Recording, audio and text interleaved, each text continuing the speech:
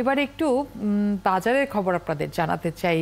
আমি জানি, আমি যতটা জানি আপনারা নিশ্চয়ই কাছাকাছি বা তার চেয়ে অনেক বেশি জানেন, কারণ বাজার প্রতিদিনই আমাদের লাগছে। এবং সোজা বাংলায় যদি আমি বলি যে সবজি, কাঁচা সবজি যেটি আমার একেবারে নিত্যদিনের প্রয়োজনীয় দ্রব্য, সেটির যে ঊর্ধ্বমুখী দাম, সেটি নিয়ে কথা বলতে চাই। আমাদের সাথে কথা রয়েছেন যুক্ত এই মুহূর্তে কনজিউমার ফোরামের সাধারণ সম্পাদক ইমদাদ হোসেন মালেক।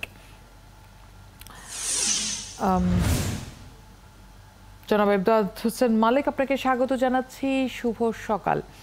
আলোচনাটি শুরুই করতে চাই আলুর দাম দিয়ে। আলু 70 টাকা কেজি, মানে ঠিক কেন আলু 70 টাকা কেজি? আপনার কাছে কি কোনো ব্যাখ্যা আছে, জানতে পেরেছেন? শুভ সকাল, আপনাকে ধন্যবাদ। একবারে জনগণের জীবনের সাথে সম্পৃক্ত একটি বিষয় নিয়ে কথা বলা। আলুর বিষয়টা তো আপনারা জানেন যে একেবারে এইবারের আলু যখন উৎপাদন হয় তখনই আলুর দাম বাজারে চড়া থাকায় অপরিপক্ক আলু তুলে বিক্রি করা শুরু হয়ে গেছে।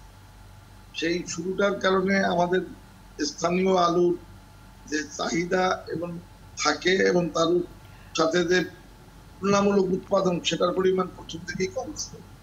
আমরা ধরে রাখছিলাম সরকার এখনো আমদানি করে, কিন্তু আমদানির পরিমাণটা আসলে বাজারের চাহিদার সাথে অসঙ্গতিপূর্ণ থাকায় আলুর বাজার দরটা প্রতিদিনেই ক্রমান্বয়ে বাড়ছে। পাইকারি বাজারে আলু এখন 49 টাকা থেকে 55 টাকা, খুচরা বাজারে আলু কেজি 70 টাকা 65 টাকা এরকম। এইটাই শুধু শেষ না, আলু ব্যবসায়ীদের বক্তব্য হচ্ছে আগামী 1-2 সপ্তাহে এই আলুর দাম 100 টাকার দিকে চলে যাবে। এটা হচ্ছে সবচেয়ে আতঙ্কের বিষয়। এখন বড় যেটি সমস্যা সেটি হচ্ছে যে আলু বাজার দর যদি আমরা নিয়ন্ত্রণ করতে চাই, সরকার মনিটরিং একমাত্র পদ্ধতি হতে পারে। অনেক সময় পণ্যের যদি চাহিদার সাথে যোগানের অসঙ্গতি থাকে তাহলে পণ্যের চাহিদা। আমার কি তাহলে আলু উৎপাদন এতটাই কম হয়েছে যে চাহিদার সাথে যোগানের অসঙ্গতি দেখা যাচ্ছে? যে আমাদের আলুর উৎপাদন কি এতটাই কম যে চাহিদার সাথে যোগানের অসঙ্গতি রয়েছে বলেই দাম বাড়ছে? প্রথম থেকে এটা শুরু হয়েছে এবং এখন এটার অনেকটা মাত্রা বেড়ে গেছে। চাহিদা যে পরিমাণ তার তুলনায় বাজারের সরবরাহ কম একটা অংশ আছে। আর একটা হচ্ছে এখানে মজুতদারি ব্যবস্থা তো আমাদের এখানে বরাবর আছে। এখানে যারা এই ব্যবসার সাথে যুক্ত এখন তারা কৃষক, তারা হচ্ছে এক ধরনের মজুতদার। তারা এটাকে কোল্ড স্টোরে করে ফেলছেন এবং কোল্ড স্টোর থেকে তারা পর্যায়ক্রমে সীমিত আকারে বাজারে আনতেছে। এই কৃত্রিম সংকট তৈরির একটা সুকৌশল এখানে আছে, আগেও ছিল এখনো আছে। এই সুকৌশলটা ব্যবহার করে যতটা সংকট তাকে আরো সংকট বাড়িয়ে দেওয়া হচ্ছে। এখানে দরকার মনিটরিং। আর একটা যেটি দরকার সেটি হচ্ছে যদি বাজারের এই সংকট থাকে তাহলে যোগান বাড়াতে, যোগান বাড়ানো মানে আমদানি বাড়াইতে হবে। আমদানি বাড়ানোটাও এই মুহূর্তে একটা মুশকিলের দিক আছে, সেটি হচ্ছে আমাদের ডলারের মূল্য অস্বাভাবিকভাবে সরকার নির্ধারিত মূল্যের চেয়ে বেশি। সরকার একটা পর্যায়ে এটাকে 117 টাকা করলেন, এটা ওপেন মার্কেটে এখন 130 টাকার মতো। এই যে ডলারের সংকট, এখন যদি আমদানিও করতে চান সেটি আসলে আমাদের কাঁচা যে সবজি, সেই সবজির যে ঊর্ধ্বমুখী দাম রয়েছে সেখানে কতটা প্রভাব ফেলছে? কারণ এই সবজি তো আসলে ডলারের দামের সাথে খুব একটা সংযুক্ত নয়, পরিবহন খাতের সাথে কিছুটা সংযুক্ত, কিন্তু এটা উৎপাদন হচ্ছে আমার কাছে, বিপণন আমাদের। আপনি তো বোধহয় জানেন যে সারা দেশে না হইলেও একটা অংশে দেশের বর্ষা বন্যা চলছে। বৃষ্টি এইবারে এই পর্যন্ত আষাঢ়ি বৃষ্টি যেটাকে বলে সে মাত্রা অতিরিক্ত খুব একটা হয়, কিন্তু মূল সমস্যা হচ্ছে যে কিছুটা বর্ষায় পানি বেড়ে যাওয়া এবং আমাদের বৃষ্টির কারণে কিছু উৎপাদন ব্যাহত হওয়া, এগুলি আমাদের এখানে এই সময়টায় সবজিতে ঘটে। এবং সব বরাবরই আমরা লক্ষ্য করি যে এই ধরনের আষাঢ় শ্রাবণের সবজির দাম কিছুটা বেশি থাকে। এইবারে যদিও একটু মাত্রা অতিরিক্ত এই ব্যাপারটা।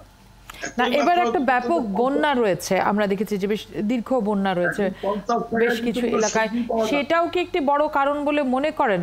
আবার মানে আমার কাছে অন্তত মনে হচ্ছে যে এলাকায় আসলে বন্যা হচ্ছে সেখান থেকে আসলে খুব বেশি সবজি উৎপাদন হয় না, তাহলে দাম কিসের প্রভাব এই মুহূর্তে বাজারে যে আমি আসলে 100 টাকার নিচে কোনো পণ্য পাচ্ছি না, সেটি আমার সবজি হোক, মাছ হোক, মাংস হোক, কোনো কিছুতেই আসলে হাত দেওয়া যাচ্ছে না। ডিম 200 টাকার কাছাকাছি হচ্ছে ডজন। এখন যে বিষয়টা হলো যে বন্যা যে এলাকা হলো সিলেট হাওর এলাকা, সেটা আসলে সবজির এলাকাও না। আমাদের সবজিটা মূলত যশোর, রংপুর এই বেল থেকেই বেশিরভাগ আসে। এইসব জায়গায় খুব একটা বন্যার প্রকোপ এখনো বাড়ে নাই, কিন্তু সমস্যা হচ্ছে বর্ষার সময় উৎপাদন কমে এবং ক্ষেত থেকে তুলে বাজার আনাটাও একটা কষ্টকর হয়। এই কারণে কিছুটা দাম বাড়ে, কিন্তু এইবারের মূল্যবৃদ্ধিটা অস্বাভাবিক। অস্বাভাবিক এই কারণে যে 100 টাকার নিচে বা 50 টাকার ভিতর তেমন কোনো সবজি নেই। আপনি যদি দুন্দুলের মতো সবজিও কিনতে চান তাহলে এটাও 80 টাকা কেজি। এইসব কারণে, আর এটা কিন্তু একদিনে শুরু হয় নাই, বর্ষা বন্যার আরো কয়েক মাস আগ থেকেই সবজির মূল্য চড়া। এই চড়া মূল্যটা কোনোদিন এখানে কমে আসে না। এখন মানুষের কাছে অস্বস্তির বড় কারণ যেটা, সেটা হচ্ছে এটি কি আর 15 দিন, 1 মাসে কমবে, 2 মাসে কমবে, সেটা কমার সম্ভাবনা মানুষের সামনে নেই।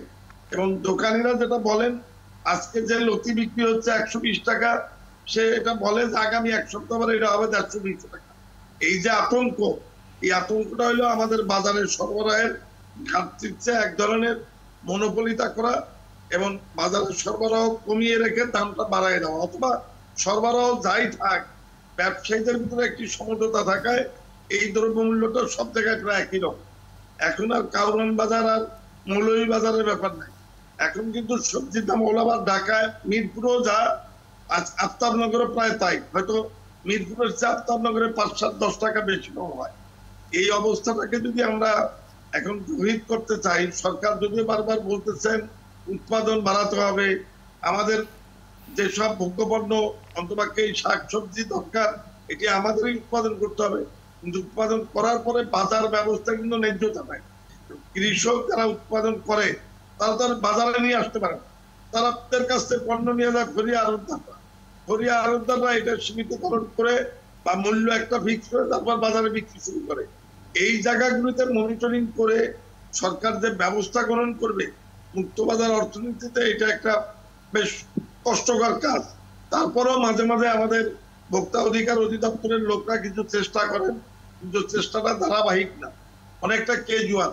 কোন পণ্যের দাম বেড়ে গেল তারা কয়েকদিন ধৈর্য দিলেন, তারপরে দেখা গেল এটা আপনারা রক্ষা করতে পারেন একেবারেই। অর্থাৎ মনিটরিং মনিটরিং মনিটরিং আমরা সবসময় যেটা বলে আসছি, আপনারাও তার চেয়ে অনেক বেশি বলছেন, যে সেদিকে যখন নজর দিবে তখনই আসলে হয়তো কিছুটা নিয়ন্ত্রণ করা সম্ভব হবে। ধন্যবাদ জনাব ইমদাদ হোসেন মালেক আমাদের সাথে যুক্ত হওয়ার জন্য।